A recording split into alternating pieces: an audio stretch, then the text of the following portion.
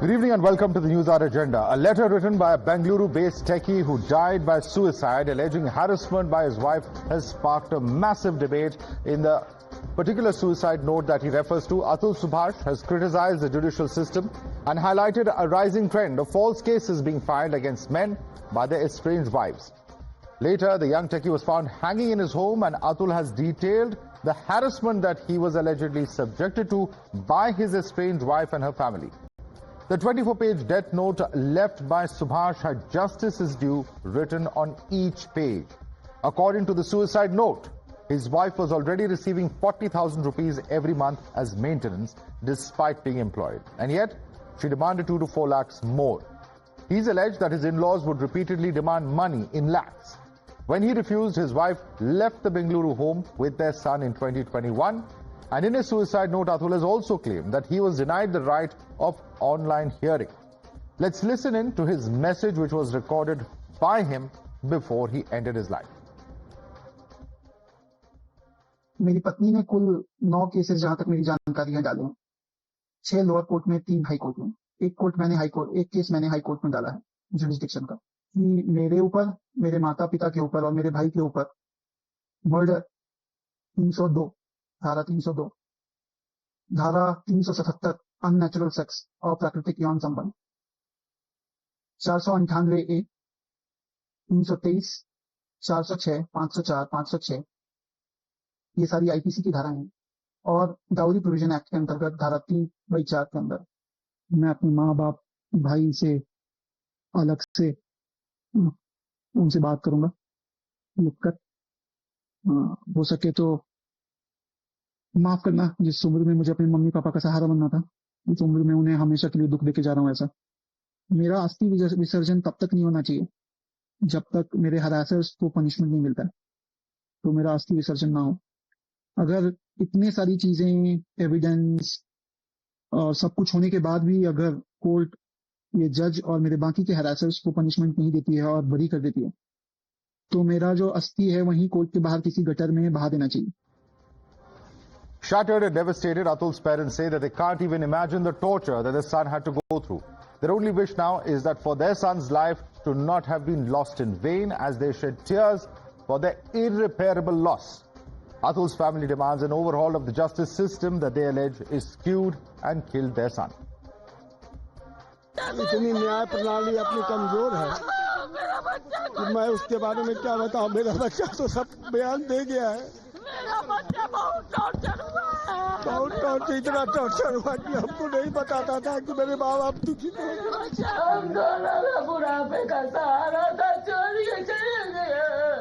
मेरा बच्चा छोड़ के चला गया। इस केस में जो बेस्ट पॉसिबल हो सकता है, मेरी तरफ से आपको जो हेल्प चाहिए सारे मैं कोऑपरेट करने के लिए आप लोगों से तैयार हूँ। बट ये एक मुहिम जो है, उस मुहिम को आप लोगों को चलाना है। हमारे देश में कोई कानून नहीं है। जब कानून ही नहीं रहेगा तो ना तो सुप्रीम कोर्ट उसके अगेंस्ट में जा सकती है, ना कुछ और कर सकती है। बहुत मजबूत लड़का था वो, बहुत ताकतवर लड़का था, बहुत ऊंचाई पे जाने वाला बच्चा था हमारा। जस्टिस मिले, समाज के और बच्चों को ऐसा करने में मजबूर न होना पड़े, एक लॉ एंड ऑर्डर नया बने कि इस तरीके से लड़कियां हरास नहीं कर सकें लड़कों को।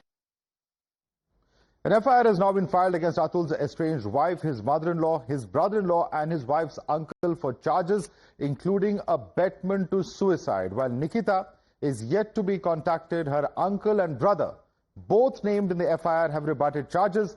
Listen in to what accused Nikita's uncle said. वे दुख तो इतना है कि जिसका कोई कल्पना नहीं है कि उसने हम लोगों को, केस तो चल ही रहा है कोर्ट में, उसके बावजूद हम लोगों को दोषी बना के चला गया। जबकि हम न वहाँ हैं, न हमारा कोई उसमें वो है, हम तो जौनपुर में हैं, फिर भी उसने हमारे ऊपर 10 इतने ब्लेम लगाए हैं। तो ब्लेम का हमारे लड़की के पास है सारा। मेरा नाम जबरदस्ती दिया गया है, मैं दूसरे मकान में रहता हूँ, वो दूसरे मकान में रहते हैं, समझे। बस मेरे भाई की लड़की है, बहुत दुख है कि उसको प्रताड़ित किया गया था। उसके बाद में केस चला, अभी ये केस का निर्णय कोर्ट करेगी। Now, amidst the outrage over the suicide over the Bengaluru Techie, the Supreme Court has also pointed out that there is a growing tendency to misuse, quote-unquote, laws protecting women as a tool for seeking vendetta against the husband or relatives. The apex court's observation was made while setting aside an order by the Telangana High Court that refused to quash a dowry harassment case against a man and his relatives. The bench also said that merely referring to family members in a criminal case arising out of a marital discord without concrete evidence should be nipped in the bud, adding that people often accuse all members of a husband's family when such disputes arise. You're watching the News Hour at 10, debate number 1 on Times Now, Super Prime Time.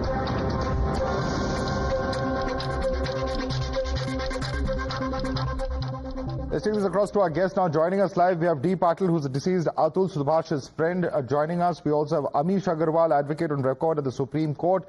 Mrinalini Deshmukh is a family lawyer joining us.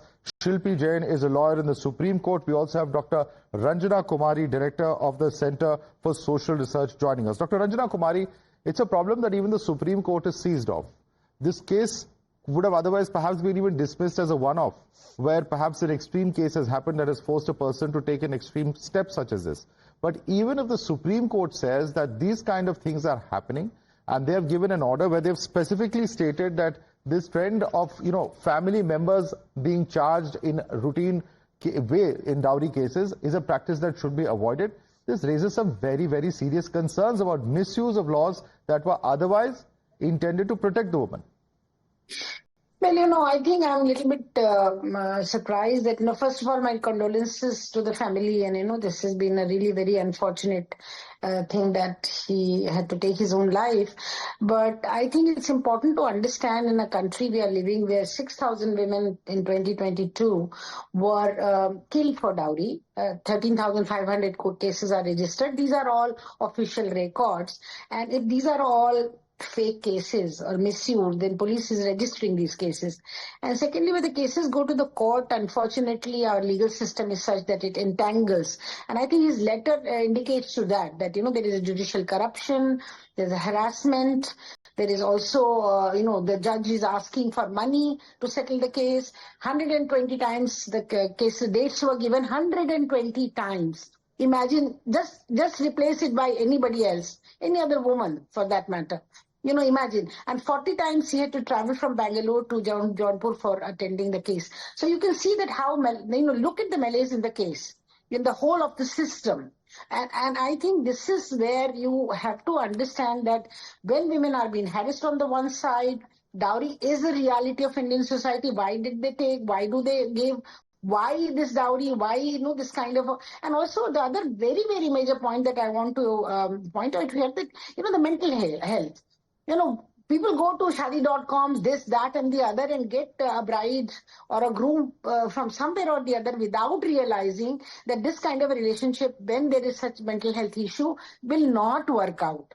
Still, people will force two human beings to live together. So, let's not just talk about dowry law and women harassing men. I mean, do you want to give an impression that 80% people who live in smaller city towns and villages, their women are harassing their men? I don't think so. I don't think... the point is this, anybody can get harassed in the system, whether it is a man or a woman, and I think Atul's case actually proves that. But let me bring in Amish Agarwal on the statistics that you cited. Amish Agarwal, the point being made by Ranjana Kumari is, yes, the reality is that we are in a country where still 6,000 women are, dowry deaths of 6,000 women have taken place in 2022. It is unfortunately a social reality. There are such laws that are required. But what would you say in response to this argument coming in from Ranjana Kumari?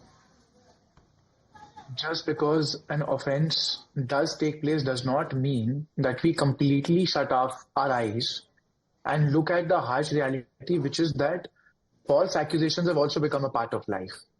And for us to say that if we stop false cases from proceeding, then genuine victims of crime will stop coming forward because they'll be afraid that they will not be heard. This is an absurdity that I cannot agree with. There are such big flaws in the system. And Madhavdas G, you mentioned that, this is a cause for concern.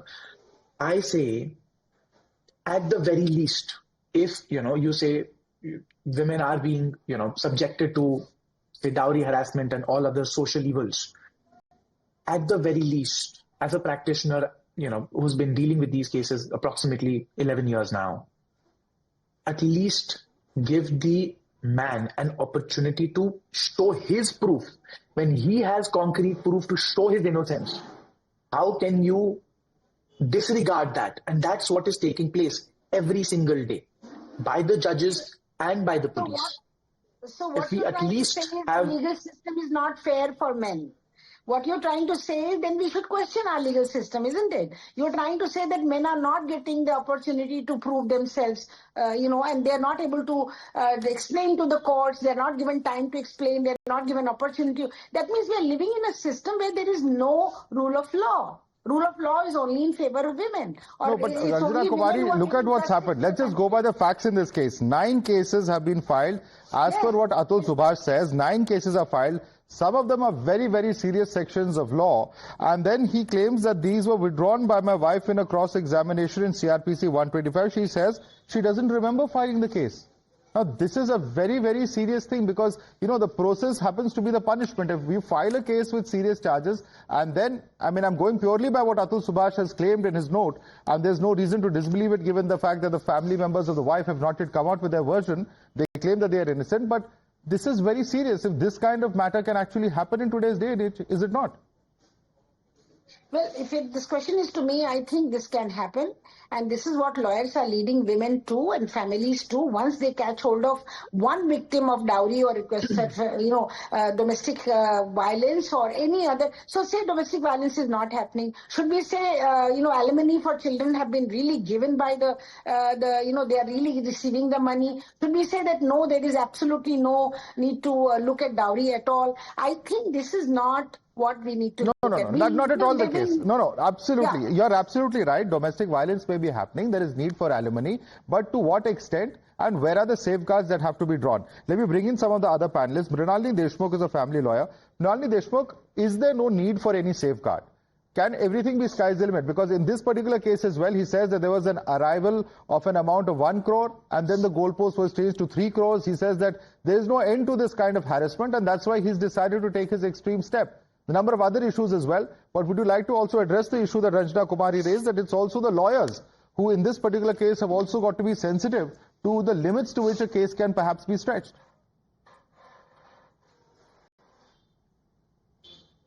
Absolutely. I completely agree with what you are saying, that we lawyers who are advising our clients have to be a little more responsible, more sensitized, and understand that we don't abuse the law.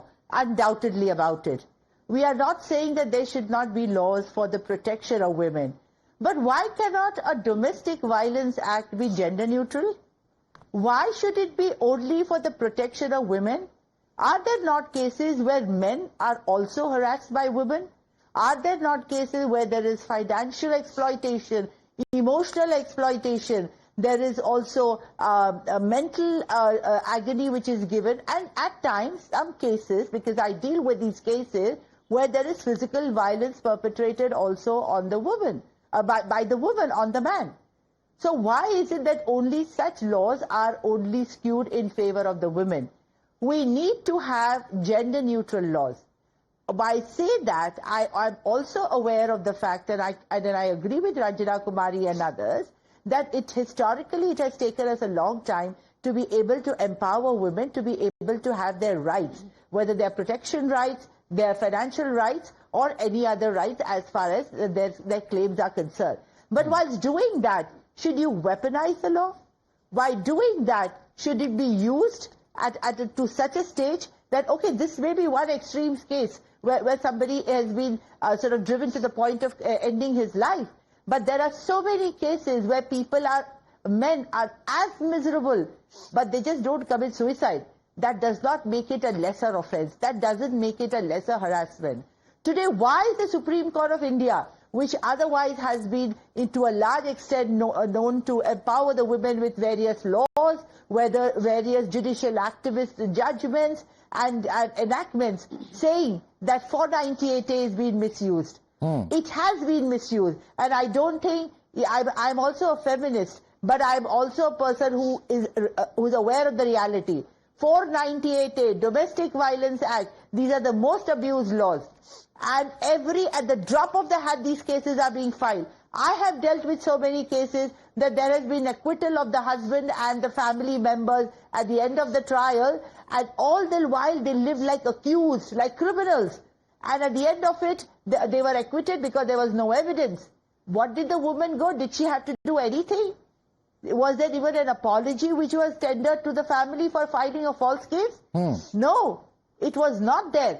She goes scot-free. So we are talking of those cases, Ranjana Kumari ji, where women are using and abusing the law. Please do not have a blanket statement that all women are victims. No, some of the women are victims. These are genuine cases. But I have seen in my profession, the haves are misusing the law. Ranjana Kumari, I think that's a very valid point.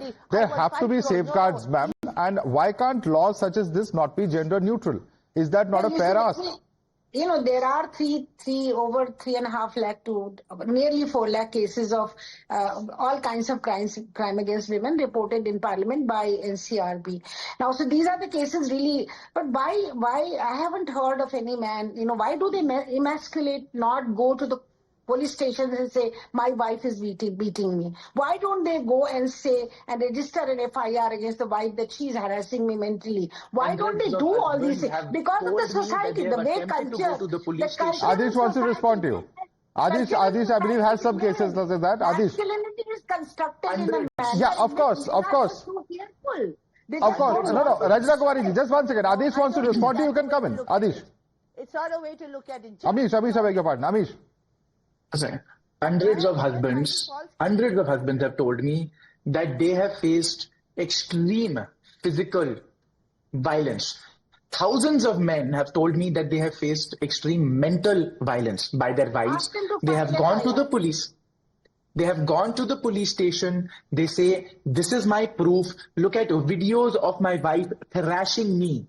Please register my case. And the police laugh them out of the police station. They say, we will not register your FIR against the wife.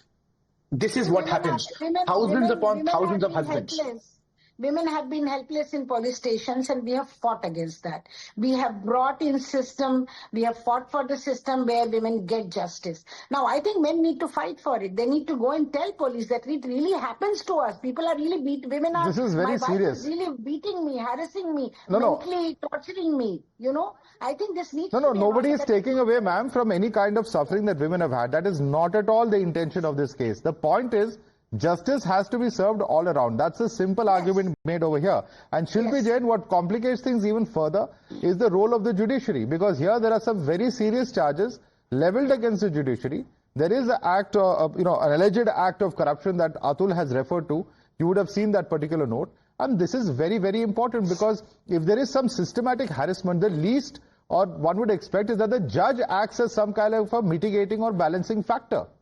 And that's not really happened in this case if we go by what Atul's statement says.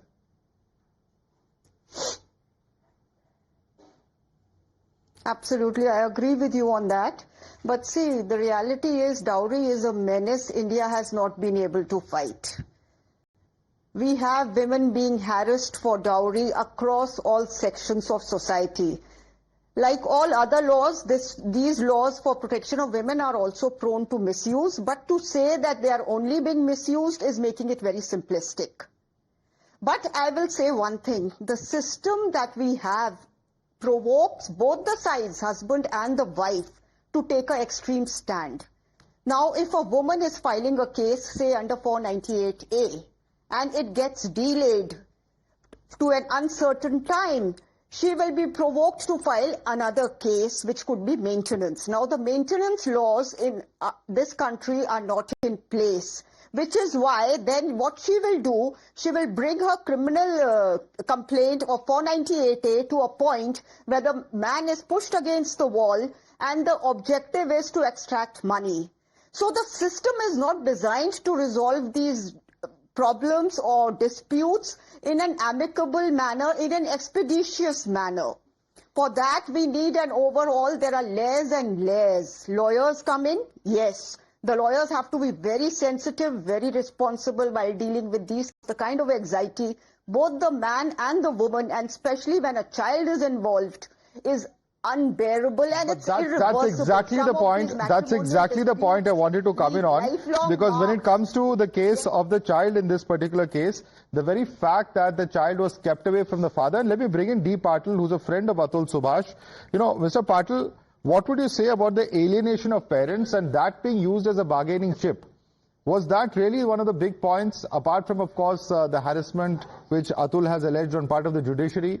What would you say was, if you spoke to Atul and if he had shared really his thoughts with you, what really was the thing that pained him the most? Mr. Patil. Yes, sir. See, when we go through about his death note and his 1.5 hour of long video, where he put at the points very clearly, starting with the names of the people who are involved in this in making him to get abatement to a suicide, where he clearly mentions the 5 names along with the certain proofs, and when a wife asks for his from his husband to give 30 lakhs rupees just to see his face of the child. Can you imagine what goes in the mind of a father when he has to see his own son for just to see him? He has to pay 30 lakhs.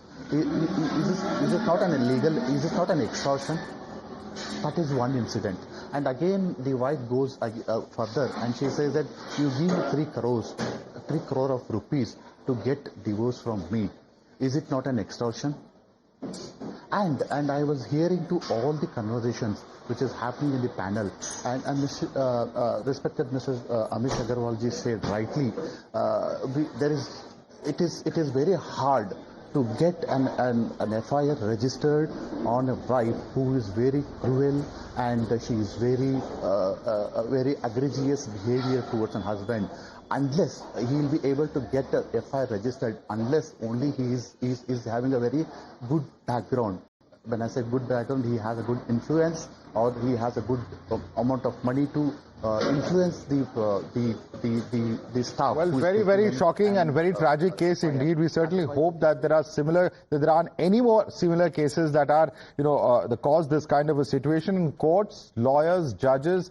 The entire system needs to be more sensitive, because you're dealing with multiple lives and multiple facets of lives, and even NCRB data unfortunately points out to the kind of statistics and of course the lopsided number of suicides that take place when you look at it from the gender perspective. We'll have to leave it there. D. Patil, Amish Agarwal, Mrinalini Deshmukh, Shilpi Jain and Dr. Ranjana Kumari, thank you so much for joining us this evening.